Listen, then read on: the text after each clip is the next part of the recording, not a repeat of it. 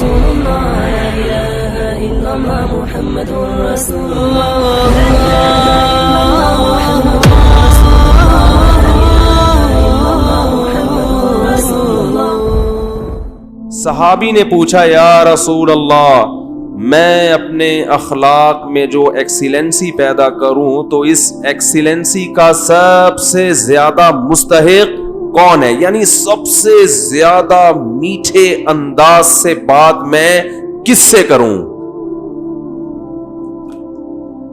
آپ یوں بھی کہہ سکتے ہیں آج کی زبان میں جب میں بات کسی سے کروں تو اس میں شکر گھولوں میں، تو سب سے زیادہ چینی اور سب سے زیادہ شکر کس سے بات کرتے ہوئے اپنے کلام میں گھولوں؟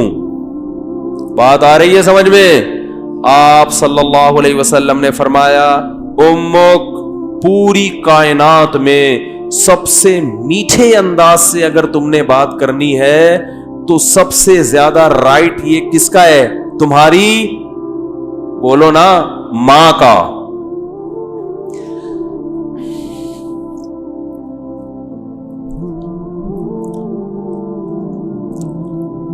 صحابی نے عرض کیا یا رسول اللہ کیا انداز ہے؟ فرمایا ثم من. ثم کا مطلب ہوتا ہے اس کے بعد. ثم من، یا رسول اللہ ماں کے بعد دوسرے نمبر پر میٹھے انداز سے، اچھے انداز سے بات کرنا کس کا حق ہے کہ میں اس سے اچھے انداز سے بات کروں؟ ماں کے بعد. ماں کا تو پتہ چل گیا. دوسرے نمبر پہ جو میں سب سے بہترین اور مٹھاس کے ساتھ بات کرنی ہے، اخلاق میں ایکسیلنسی پیدا کرنی ہے، ماں کے بعد دوسرے نمبر پہ کون ہے وہ؟ تو آپ صلی اللہ علیہ وسلم نے کیا جواب دیا؟ فرمایا امک، ماں کے بعد دوسرا نمبر بھی کس کا ہے؟ بولو بھائی. کیا عجیب انداز ہے. حالانکہ یہ عام عرف کے مطابق جواب سوال کے مطابق، بولو بھائی، نہیں ہے. مجھ سے اگر کوئی پوچھے کہ سب سے بڑا حق کس کا، میں کہوں ماں کا. وہ کہ اس کے بعد کس کا، تو میں کہوں ماں کا. وہ کہے میں اس کے بعد کا پوچھ رہا ہوں، اس کا تھوڑی پوچھ رہا ہوں. تو یہ سرسری نگاہ سے دیکھا جائے تو یہ بلاغت والا کلام نہیں ہے، یہ غلط کلام ہے اگر سرسری نگاہ سے دیکھا جائے.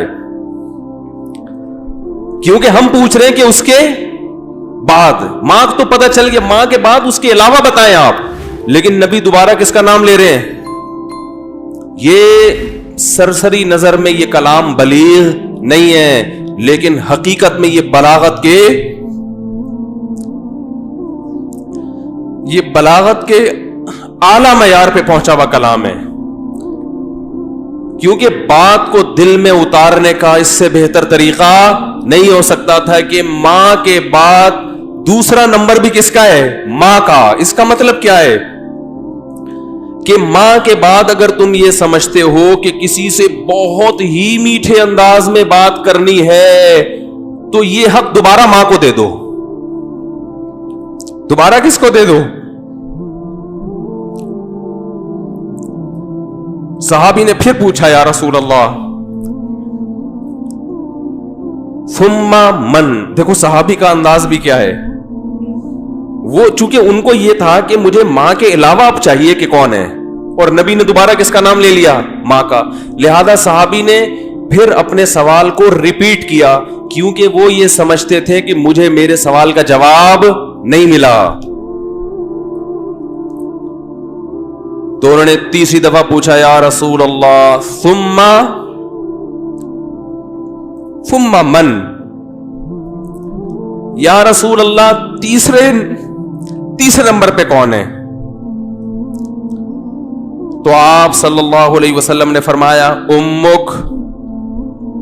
تیسرے پہ بھی کون ہے؟ بولو بھائی. یہ ہے ویمن رائٹس. یہ کیا ہے؟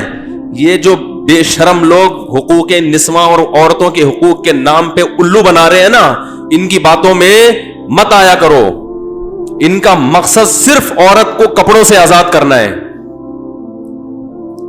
اور مرد کی دسترس سے آزاد کر کے مرد کے مقابلے میں لا کے مرد کا دشمن بنانا, تاکہ مرد عورت سے محبت کرنا چھوڑ دے, اس کا حق دینا چھوڑ دے.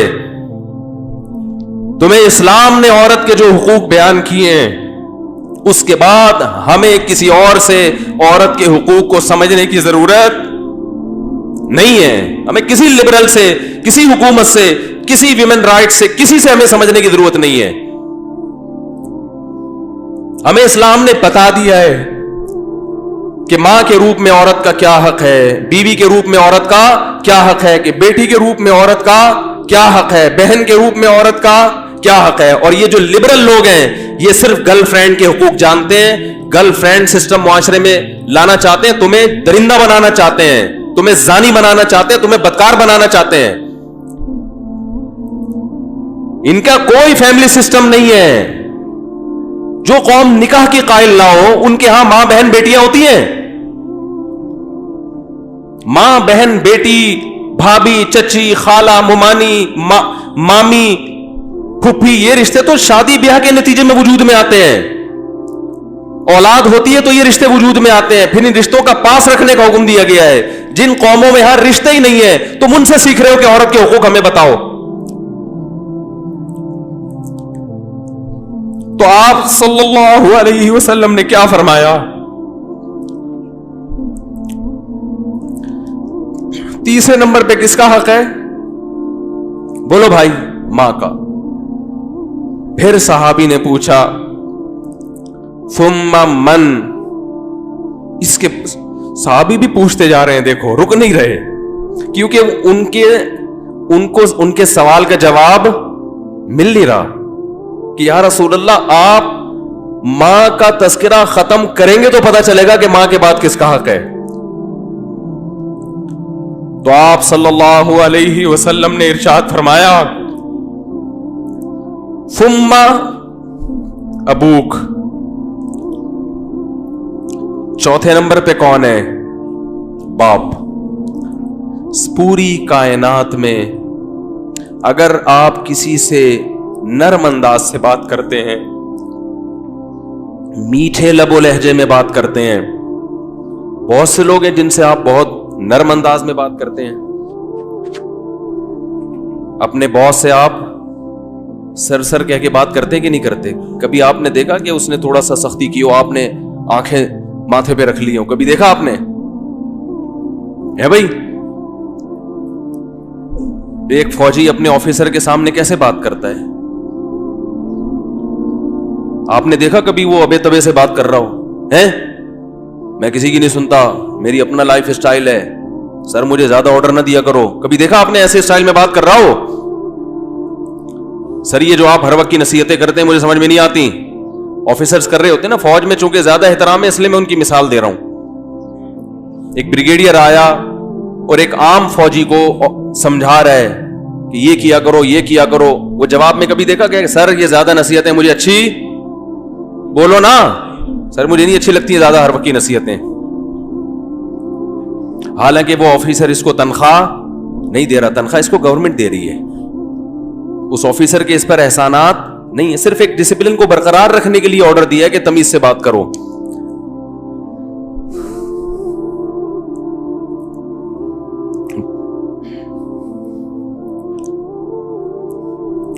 اس نے آپ کے لیے قربانیاں دی ہیں,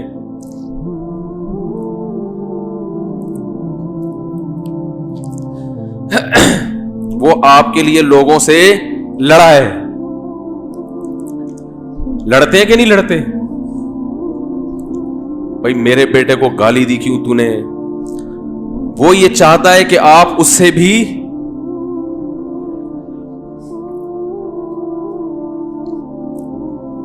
آپ اس سے آگے چلے جائیں.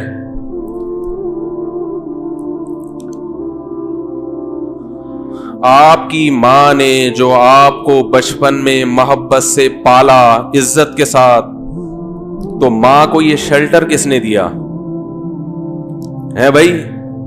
باپ نے. باپ اگر نہ شیلٹر دیتا وہ اتنی محبت کے ساتھ نہیں پالتی.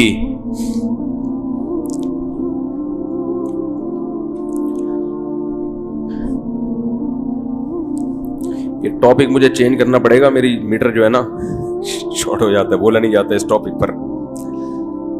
خیر, ہم اپنا جو موضوع لے کے چلے تھے اسی کو کرتے ہیں. تو دیکھو آپ صلی اللہ علیہ وسلم نے کیا فرمایا کہ چوتھے نمبر پہ سب سے زیادہ حق کس کا ہے؟ بولو بھائی, باپ کا. اور اس کی علماء نے ایک حکمت یہ بھی بیان کی ہے کہ باپ چونکہ مرد ہے نا تو اس میں برداشت کی قوت ہے. ماں میں برداشت نہیں ہوتی, اس سے بدتمیزی کرو گے بیچاری روتی رہے گی, باپ کھینچ کے 2 تھپڑ ایسا ہی ہے نا, باپ سے زیادہ نہیں لگا دے گا 2-4 کی. ماں بیچاری کڑتی رہتی ہے بیٹھ کے.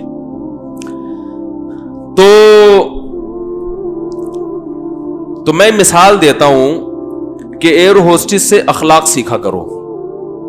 جس اسٹائل میں ایئر ہوسٹس آپ سے بات کر رہی ہے تو جب ماں سے بات کرو نا تو اس اسٹائل میں 3 چمچ چینی, 3 چمچ حدیث میں 3 گنا ہے نا, تو جتنی چینی آپ اپنے باس سے بات کرتے ہوئے اپنے کلام میں ملاتے ہو, اپنی ماں سے بات کرتے ہوئے 2 چمچ اس میں اضافی ڈال لیا کرو, تو ٹوٹل کتنے ہو جائیں گے؟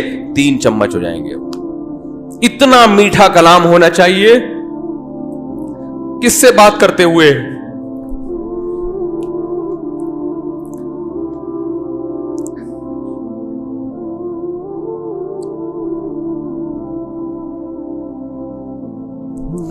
ہم نے بڑے بڑے علماء کو دیکھا ہے, ان کے والدین بالکل دیہاتی, کچھ بھی نہیں آتا ان کو, بالکل گوار, نہ بات کرنے کی تمیز, نہ اٹھنے بیٹھنے کی تمیز, لیکن بیٹے بن گئے بہت بڑے عالم, اللہ نے بڑی عزت دی. لیکن وہ اپنے باپ کا ایسا احترام کرتے تھے, ایسا بچھ جاتے تھے باپ کے سامنے, ہم نے اپنی آنکھوں سے دیکھا ہے کہ لگتا ہی نہیں تھا کہ یہ کوئی کیا عالم ہے, کوئی مفتی ہے, کوئی بزرگ ہے. تو کیونکہ جذبات ساتھ نہیں دے رہے, ورنہ ایسے کچھ واقعات آپ کو سناتا. بھائی اللہ کا حکم ہمارے لیے کیا ہے؟ کافی ہے نا.